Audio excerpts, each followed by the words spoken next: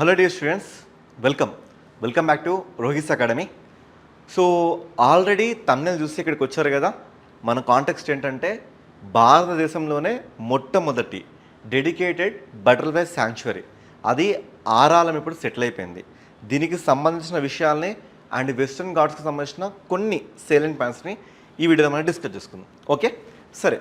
First of all ఈ topic అనేది మనకి జాగ్రఫీ రిలేటెడ్ అండ్ దట్టు ఇది ఇప్పుడు కరెంట్ అఫైర్స్లో వచ్చింది కాబట్టి మనం మాట్లాడుకుంటున్నాం. అసలు కరెంట్ అఫైర్స్ అంటే ఏంటి? ఒక సబ్జెక్ట్కి అప్గ్రేడెడ్ వర్షన్. అంటే ఏదైనా ఒక సబ్జెక్ట్లో ఫర్ ఎగ్జాంపుల్ రామ్సర్ సెట్ తీసుకోండి, కొత్త రామ్సర్ సెట్ వస్తే అది మీ కరెంట్ అఫైర్లో కనబడుతుంది. దాంతోపాటు దానికి ఇంటర్లింక్ అయినా ఈ సబ్జెక్ట్ని కూడా మనం నేర్చుకోవడమే ఈ కరెంట్ అఫైర్స్ అనేది. మనకి డజంట్ మ్యాటర్ దాన్ని మనం ఎలా సబ్జెక్ట్కి ఎలా స్టాక్ జీకేకి ఇంటర్లింక్ చేస్తున్నాము, దట్ ఓన్లీ మ్యాటర్స్ ఇక్కడ.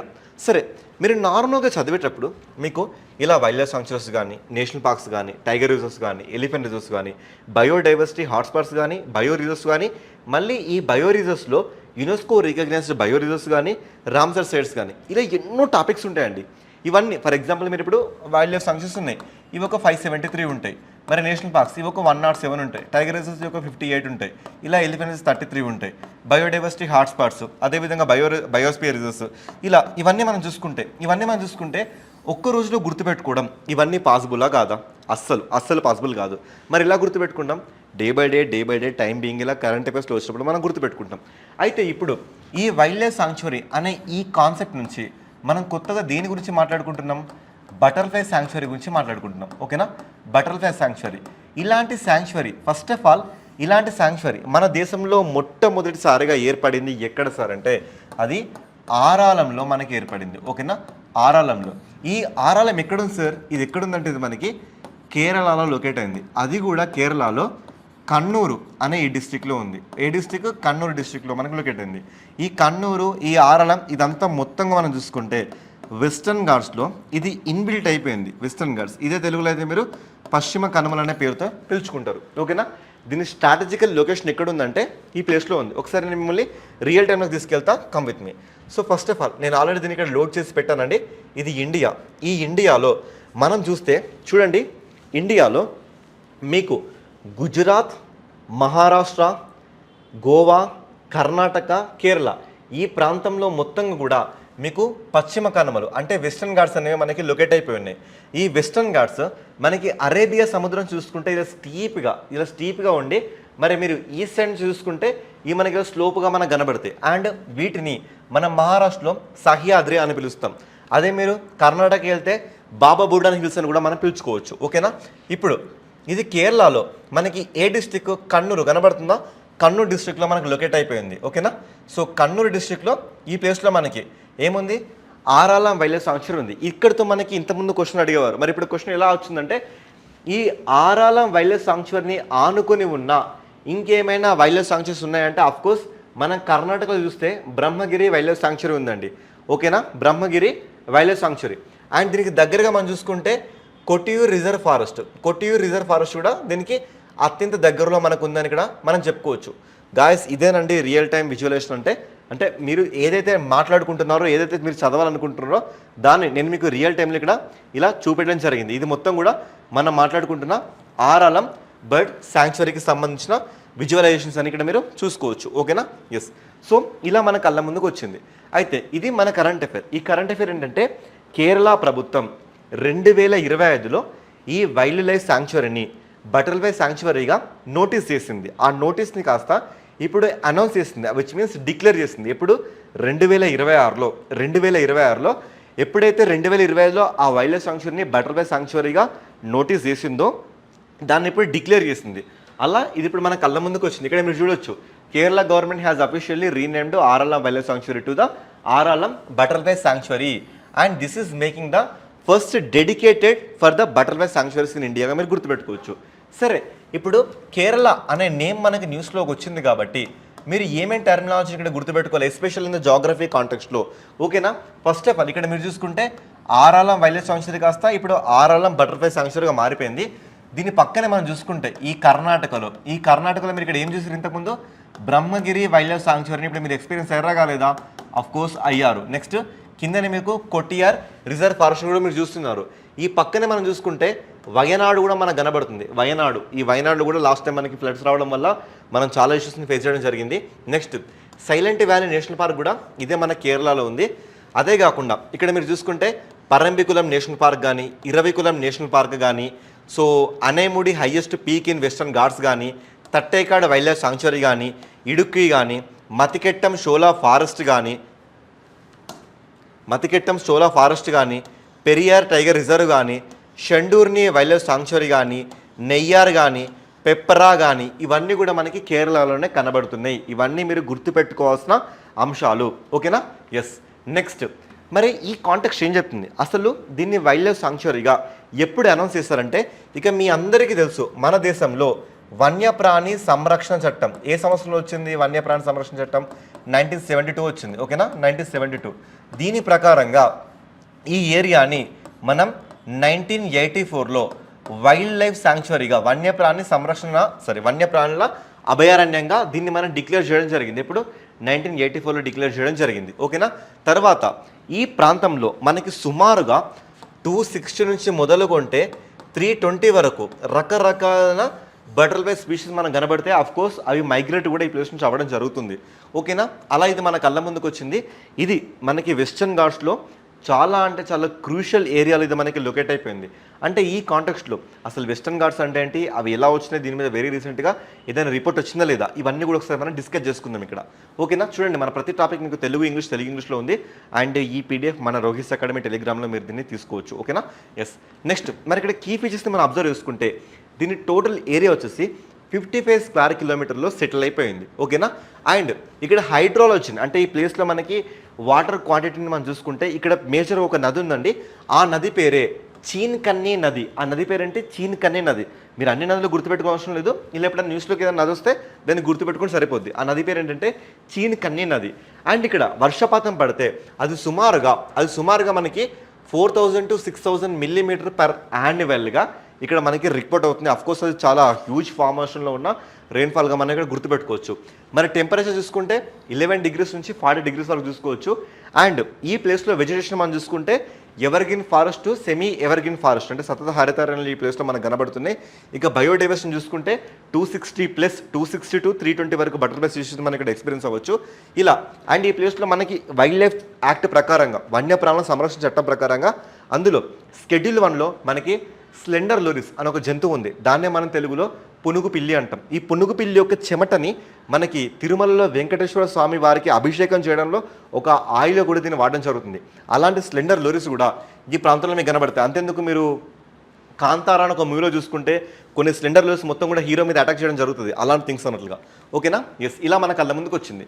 అయితే మనకి ఇప్పటివరకు ఇండియాలో మరి బటర్ఫ్లై సంబంధించిన ఇంకైనా పార్క్స్ ఉన్నాయా, మరి ఇంకేదైనా కొన్ని విషయాలు ఉన్నాయి అంటే ఇక్కడ మనం చూసుకోవచ్చు. మరి నెంబర్ 1లో చూసుకుంటే ఆరాలం బటర్ఫ్లై శాంక్చురీ కేరళలో, ఇది మన దేశంలోనే ఫస్ట్ అఫీషియల్ శాంక్చురీగా మన కళ్ళ ముందుకు వచ్చింది.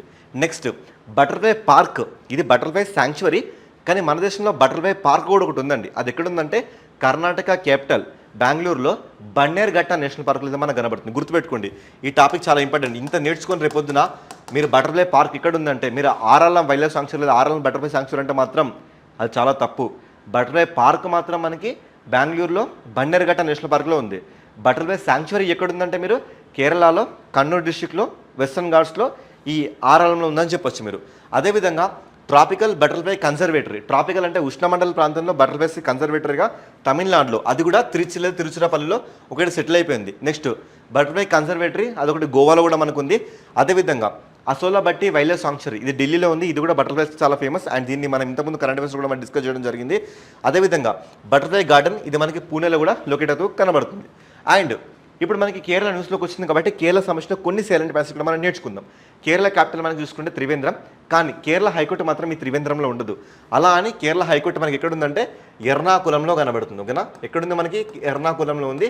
ఈ ఎర్నాకులం హైకోర్టు కిందకే దీని పక్కన ఉన్న యూటిస్ ఆ లక్షద్వీపులు కూడా దీని కిందకే మనకి రావడం జరుగుతాయి. కేరళలో మొత్తంగా మనకి 140 ఎమ్మెల్యే సీట్స్ ఉన్నాయి. కేరళ మొత్తం మీద లోక్సభ ఎంపీ సీట్స్ చూసుకుంటే 20, రాజ్యసభ ఎంపీ సీట్స్ చూసుకుంటే మొత్తం మనకి 9. కేరళ సీఎం వచ్చేసి మనకి పినరయ్ విజయ్ గారు. అండ్ కేరళ గవర్నర్ చూసుకుంటే మనకి రాజేంద్ర అర్లేకర్ గారు. ఇవి కొంచెం మనకి సేలియన్ పాయింట్స్ అండి. అంటే కేరళ అనే టాపిక్ వచ్చింది కాబట్టి మీరు గుర్తుపెట్టుకోవాల్సిన విషయం. అండ్ సిపిఎం పార్టీ కూడా ఇక్కడ మనకి యాక్టివ్ మోడ్లో ఉంది.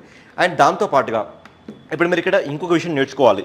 అదేంటి అంటే పశ్చిమ కనుమలు, వెస్టర్న్ ఘాట్స్కి సంబంధించిన ఒక విషయాన్ని ఇక్కడ మీరు నేర్చుకోవాలి. వెస్టర్న్ ఘాట్స్కి సంబంధించి మనకి 2025లో ఒక రిపోర్ట్ వచ్చిందండి. ఈ రిపోర్ట్ ఎగ్జామ్లో అడగడానికి మనకి మోర్ ఛాన్స్ ఉంది. అదేంటంటే ఎవరు ఈ రిపోర్ట్ రిలీజ్ చేస్తారంటే IUCN ఈ రిపోర్ట్ రిలీజ్ చేయడం జరిగింది. IUCN ఏం చేసిందంటే IUCN వరల్డ్ అవుట్లుక్ 4 అనే పేరుతో ఒక రిపోర్ట్ రిలీజ్ చేసింది. ఈ IUCN అంటే మీ అందరికీ తెలుసు కదా, ఇంటర్నేషనల్ యూనియన్ కన్సర్వింగ్ నేచర్. ఇది ప్రపంచవ్యాప్తంగా ఒక ఆఫీస్ బాడీ. దేనికి? నేచర్ని కన్సర్వింగ్ చేసిన దాంట్లో. ఇది ఎప్పుడు ఏర్పడింది మనకి? 1948లో. ఇది ఎక్కడ? స్విట్జర్లాండ్లో మనకి గ్లాండన్ సిటీలో ఏర్పడింది. ఇది 1964 నుంచి మనకి రెడ్ డేటా బుక్ అనే ఒక బుక్ రిలీజ్ చేస్తుంది. ఈ రెడ్ డేటా బుక్ ఏం చెప్తుందంటే ప్రపంచంలో ఏదైతే ఎండేంజర్డ్ స్పీషీస్, అది కూడా ఫ్లోరా పరంగా కానీ ఫానా పరంగా కానీ, అంటే జంతుజాలం కానీ వృక్షజాలం కానీ, అవన్నిటిని ఈ రెడ్ డేటా బుక్లో మొత్తంగా 9 కేటగిరీల్లో ఇది రికార్డ్ చేయడం జరుగుతుంది. ఇలాంటి IUCN ఇప్పుడు ఒక రిపోర్ట్ రిలీజ్ చేస్తుంది. IUCN వరల్డ్ అవుట్లుక్ నెంబర్ వైజ్గా ఇది ఒక 4th రిపోర్ట్గా ఇక్కడ మనం చూసుకోవచ్చు. అయితే ఈ రిపోర్ట్ ఏం చెప్తుంది? ఈ రిపోర్ట్ అసలు ఎన్ని సంవత్సరాలకు ఒకసారి రిలీజ్ అవుతుంది? అప్రాక్సిమేట్లీ ఇది ఒక 2 to 3 yearsకి ఒకసారి రిలీజ్ అవుతుంది. ఈసారి మనకి 4th రిపోర్ట్గా మన కళ్ళ ముందుకు వచ్చింది. అంటే ఇది ఎప్పుడు 2020 వచ్చింది. ఎందుకు సరే ఇప్పుడు మీరు మాట్లాడుతున్నారంటే ఈ వెస్టర్న్ ఘాట్స్ అనే టాపిక్ మళ్ళీ న్యూస్లోకి వచ్చింది కాబట్టి నేను మాట్లాడడం జరుగుతుంది. సరే, ఈ IUCN రిలీజ్ చేసిన ఆ రిపోర్ట్ ఏం చెప్తుందంటే యునెస్కోకి సంబంధించిన mixed and natural sites world heritage హౌస్ల గురించి మాట్లాడుతుంది. న్యాచురల్ వరల్డ్ హెరిటేజ్ సైట్స్ గురించి మాట్లాడుతుంది. యునెస్కో అంటే ఏంటి? United nation education scientific cultural organisation. ఎప్పుడు ఏర్పడింది ఇది మనకి? 1945. అది కూడా మనకి November 16th ఎక్కడ హెడ్ క్వార్టర్ వచ్చేసి ప్యారిస్లో ఏర్పడింది. ఓకేనా? ఎస్. ఈ యునెస్కోకి ప్రపంచ వారసత్వ సంపద మనకు కొన్ని ఉంటాయి. మన దేశంలో మొత్తం 44 ఉన్నాయి. అయితే ఇందులో మనకి మిక్స్డ్ సైట్స్ కానీ న్యాచురల్ సైట్స్ కానీ అవి ఏ లెవెల్లో మనకి దెబ్బతినిపోతున్నాయి, అంటే ఎంతలా అవి డ్యామేజ్ అవుతున్నాయి అనే దాని మీద IUCN ఒక రిపోర్ట్ రిలీజ్ చేస్తుంది. ఆ రిపోర్ట్లో ఈ వెస్టర్న్ ఘాట్స్ ఏ ప్లేస్లో ఉన్నదనేదే ఇప్పుడు మన కరెంట్ అఫైర్ టాపిక్ అన్నట్లుగా. ఓకేనా? సరే, అది ఏ ప్లేస్లో ఉంది, దీనికి సంబంధించిన ఒక విషయాన్ని ఇక్కడ మనం చూసుకోవచ్చు. ఓకేనా? ఈ IUCN రిపోర్ట్ చేస్తే ఆ రిలీజ్ చేసే రిపోర్ట్ ఏంటంటే ఇవి చూడండి, వరల్డ్ హెరిటేజ్ అవుట్లుక్ అనే ఒక రిపోర్ట్ రిలీజ్ చేస్తుంది. ఈ రిపోర్ట్లో మొత్తంగా మనకి 4 కేటగిరీలు ఉన్నాయండి. ఓకేనా? 4 కేటగిరీలు ఉన్నాయి. ఇప్పటివరకు అది ఎన్నిసార్లు రిలీజ్ చేసింది?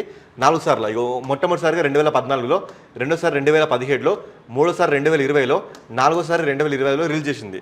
మరి ఇందులో మొత్తం 4 కేటగిరీలు ఏంటంటే ఒకటి క్రిటికల్ కేటగిరీ, రెండోది సిగ్నిఫికెంట్ కన్సర్న్ కేటగిరీ, మూడోది good with some concern category, నాలుగోది గుడ్ కేటగిరీ. అవి ఏంటి సార్ అసలు ఏం చెప్తున్నాయి అంటే ఇప్పుడు మనకి యునెస్కో ప్రపంచ వారసత్వ సంపదలు ఉన్నాయి కదా, అందులో న్యాచురల్ సైట్స్ కానీ మిక్స్డ్ సైట్స్ కానీ అవి ఎంతలా మన కళ్ళ ముందు డీకే అయిపోతున్నాయి, అంటే ఎంతలా డ్యామేజ్ అయిపోతున్నాయి. ఒకవేళ చాలా డ్యామేజ్ అయిపోయింది అనుకోండి, అవి మనకి క్రిటికల్లో ఉంటాయి. ఒకవేళ మనకి డ్యామేజ్ అయిపోతుంది అంటే ఇప్పుడు మనం పట్టించుకోలేకపోతే అవి కంప్లీట్గా డ్యామేజ్ అయిపోతుంది, అంటే అది సిగ్నిఫికెంట్ కన్సర్న్లో ఉంటాయి. లేదు, ఇప్పుడు గుడ్ విత్ సిగ్నిఫికెంట్ కన్సర్న్ అంటే ప్రజెంట్ బాగానే ఉన్నాయి, కానీ మీరు కొద్దిగా పట్టించుకోకపోతే అవి ఇంకా డ్యామేజ్ అయిపోతాయి. ఇంకా తర్వాత గుడ్ అంటే మీరు పట్టించుకోకపోయినా అవి మంచి కేటగిరీలో ఉన్న అర్థం. మరి ఎందుకు ఇవి డ్యామేజ్ అయిపోతాయి? ఫర్ ఎగ్జాంపుల్ మనమే ఉన్నామండి, వెస్టర్న్ ఘాట్స్కి మనం అందరం టూర్కి వెళ్తే మనం ఊరుకుంటామా? ఒక అబ్బాయి ఏమో చిప్స్ ప్యాకెట్ కింద పడుస్తాడు, ఒక అబ్బాయి ఏమో కోకోకోలా పడుస్తాడు, ఒక అబ్బాయి ఏమో మనకి వాటర్ బాటిల్స్ పడుతుంది. ఇలా మొత్తం ప్లేస్ మొత్తం మనకి చిందరవందర అయిపోతుంది. ఒక అబ్బాయి ఏమో అక్కడ దొరుకుతున్న కొంగల్ని కానీ పిట్టల్ని కానీ వేటిని ఒక దాన్ని వేటాడి కాల్చుకొని తినడం కానీ బయట బస్సు నాశనం చేయడం కానీ ఇవి ఇలాంటి ప్రాబిలిటీలు మనకి ఇందులో క్రియేట్ అవుతున్నాయి. ఇందువల్ల IUCN ఏం చేస్తుందంటే ఇలాంటి ఒక రిపోర్ట్ రిలీజ్ చేసి ఆ రిపోర్ట్ గురించి మాట్లాడుతున్నప్పుడు అసలు ఈ రిపోర్ట్లో మన వెస్టర్న్ ఘాట్స్ ఎక్కడున్నాయి అని ఒక రిపోర్ట్ మన కళ్ళ ముందుకు వచ్చింది. అసలు ఈ రిపోర్ట్ మొత్తంలో చూసుకుంటే మనకి వెస్టర్న్ ఘాట్స్ అనేవి ఎందులోకి వచ్చిందంటే సిగ్నిఫికెంట్ కన్సర్న్లోకి వచ్చినాయండి. ఓకేనా? సిగ్నిఫికెంట్ కన్సర్న్ ఇక్కడ చూడండి మీరు, ఈ సిగ్నిఫికెంట్ కన్సర్న్లోకి మనకి వెస్టర్న్ ఘాట్స్ రావడం జరిగింది. ఒకవేళ మనం కానీ ఇప్పుడు పట్టించుకోకపోతే ఆ వెస్టర్న్ ఘాట్స్ రాను కంప్లీట్గా డ్యామేజ్ అయిపోతానికి చాలా ఎక్కువ ప్రాబబిలిటీ ఉందని ఈ IUCN వరల్డ్ హెరిటేజ్ అవుట్లుక్ అనే రిపోర్ట్ మనకి చెప్పడం జరుగుతుంది. అంటే రేపు పొద్దున మిమ్మల్ని అడగొచ్చు, IUCN వరల్డ్ హెరిటేజ్ అవుట్లుక్ ప్రకారంగా వెస్టర్న్ ఘాట్స్ ఏ కేటగిరీలో మనకు కనబడుతుంది అని అడిగితే అది క్రిటికల్ కేటగిరీనా, సిగ్నిఫికెంట్ కేటగిరీనా, గుడ్ విత్ సమ్ కన్సర్న్ కేటగిరీనా, లేదా గుడ్ కేటగిరీనా మీరు చెప్పొచ్చు. అది సిగ్నిఫికెంట్ కన్సర్న్లో ఉంది సార్ అని మీరు చెప్పాలి. ఓకేనా? ఎస్. ఇప్పుడు దానికి సంబంధించిన ఇష్యూ అనేది ఇది ఎవ్రీ 3 to 5 yearsకి ఒకసారి IUCN ఈ రిపోర్ట్ని రిలీజ్ చేయడం జరుగుతుంది. ఓకేనా? సో ఇందులో మనం చూసుకుంటే వెస్టర్న్ ఘాట్స్ ఇక్కడ ఏంటంటే మనకి సిగ్నిఫికెంట్ కన్సర్న్. ఓకేనా? Significant concern. మీరు సిగ్నిఫికెంట్గా వీటిని కన్సర్న్ చేయకపోతే ఫ్యూచర్లో ఇవి కంప్లీట్గా ఇవి సర్వనాశనం అయిపోయేదానికి ఆస్కారం ఉందని మీరు ఇక్కడ చెప్పుకోవచ్చు. ఓకే, ఈ సిగ్నిఫికెంట్ కన్సర్న్ చూసుకుంటే మనకి వెస్టర్న్ ఘాట్స్ కానీ, మనాస్ నేషనల్ పార్క్ కానీ, సుందర్బన్ కానీ కనబడుతున్నాయి. వెస్టర్న్ ఘాట్స్లో మనం చూసుకుంటే ఇవి మనకి మహారాష్ట్ర, గోవా, కర్ణాటక, కేరళ, తమిళనాడు కనబడుతున్నాయి. ఎందుకు ఇవి ఇంత డ్యామేజ్ అవుతున్నాయి అంటే చూడండి, అర్బనైజేషన్ పెరిగిపోతుంది, పట్టణీకరణ పెరిగిపోతుంది, దాంతోపాటు టూరిజం ఎక్స్పాండ్ అవుతుంది, ఇన్ఫ్రాస్ట్రక్చర్ అంటే మనం నేషనల్ పార్క్స్లో కూడా రైలు పట్టాలు వేయడం జరుగుతుంది. ఇలాంటివి జరుగుతున్నాయి. మరి మనాస్ నేషనల్ పార్క్ ఇది ఎక్కడుంది? ఇండియా భూటాన్ బార్డర్లో, అది కూడా అస్సాంలో కనబడుతుంది. మరి ఇది ఎందుకు డ్యామేజ్ అయిందంటే హ్యాబిటాట్ డిగ్రేడేషన్, అంటే జంతువులు బ్రతకడం లేకుండా మనం చేస్తున్నాం. తర్వాత పోచింగ్, విపరీతమైన వేటాడుతున్నాం. ఫ్లడ్ డ్యామేజ్, వరదల వల్ల ఆ ప్లేస్లో ఏముంటుంది మనకి బ్రహ్మపుత్ర రివర్ ఉంటుంది కదా, అలా. నెక్స్ట్ ఇన్వేజివ్ స్పీషీస్, అంటే ఏదో ఒక ప్రాంతానికి కొత్తగా కొన్ని మొక్కలు వస్తాయి. మీరు చూసుకుంటే లాహేసింత్ అని ఒక మొక్క ఉంటుంది చెరువుల్లో, దాన్ని గుర్రపు డెక్క అంటాం. ఆ గుర్రపు డెక్క ఒక్కసారి చెరువులోకి వచ్చిందంటే చెరువు మొత్తం ఆక్రమించేసుకొని తింటుంది, అలాంటి ఇన్వేజివ్ స్పీషీస్ వల్ల. నెక్స్ట్ సుందర్బన్ నేషనల్ పార్క్స్, ఇది ఎక్కడుంది? మనకి వెస్ట్ బెంగాల్లో ఉంది. ఇది ఎందుకు మనకి డ్యామేజ్ అవుతుందంటే క్లైమేట్ చేంజ్ అవ్వడం వల్ల ఇది కంప్లీట్ డ్యామేజ్ అవుతుంది. సీ లెవెల్, సముద్ర మట్టం పెరుగుతున్న వల్ల డ్యామేజ్ అవుతుంది. ఎరోజన్ అంటే మృతిక క్రమక్షయం వల్ల డ్యామేజ్ అవుతుంది. టూరిజం ప్రెషర్, దీనివల్ల కూడా ఇది డ్యామేజ్ అవుతుందని ఇక్కడ మనం చెప్పుకోవచ్చు. ఓకేనా? ఇండియా మొత్తం మీద చూసుకుంటే మనకి 7 న్యాచురల్ సైట్స్ ఉన్నాయి. మొత్తంగా మనకి 44 ప్రపంచ వారసత్వ సంపదలలో ఈ 7 న్యాచురల్ సహజ వారసత్వ సంపదలలో ఈ సహజ వారసత్వ సంపదని మనం మొత్తంగా చూసుకుంటే ఈ 7ని మనం చూసుకుంటే ఇందులో ఒక సైట్ కాంచనజంగా వచ్చేస్తే మనకి ఇది మిక్స్డ్ సైట్లో ఉంది. ఇది మనకి గుడ్ కేటగిరీలో ఉంది. ఇది ఎక్కడుంది? మనకి సిక్కింలో ఉంది. ఓకేనా?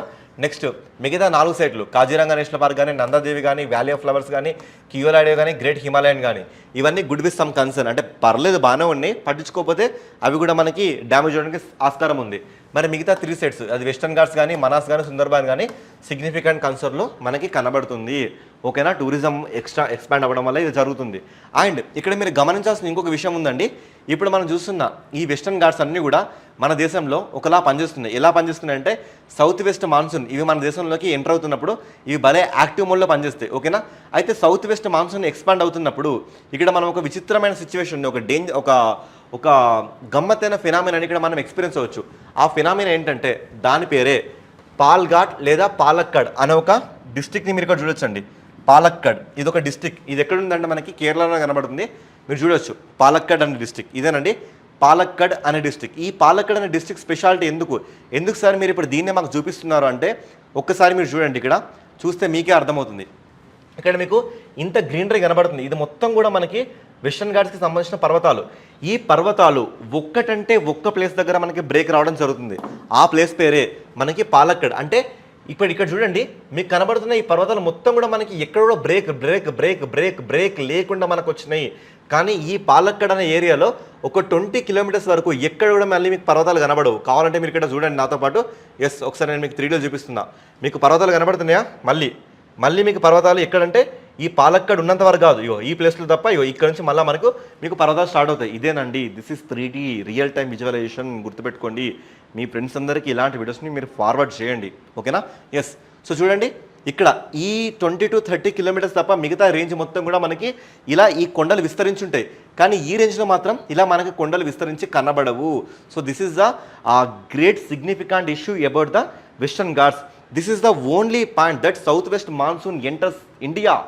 మనకి దీంతోనే కదా నైరుతి ఋతుపవనాల్లో ఇండియాలోకి ఈ రేంజ్ ద్వారా ఇంకా చాలా బలంగా మనకి ఎంటర్ అవుతూ ఉన్నట్లుగా మనం ఇక్కడ అర్థం చేసుకోవచ్చు. ఓకేనా?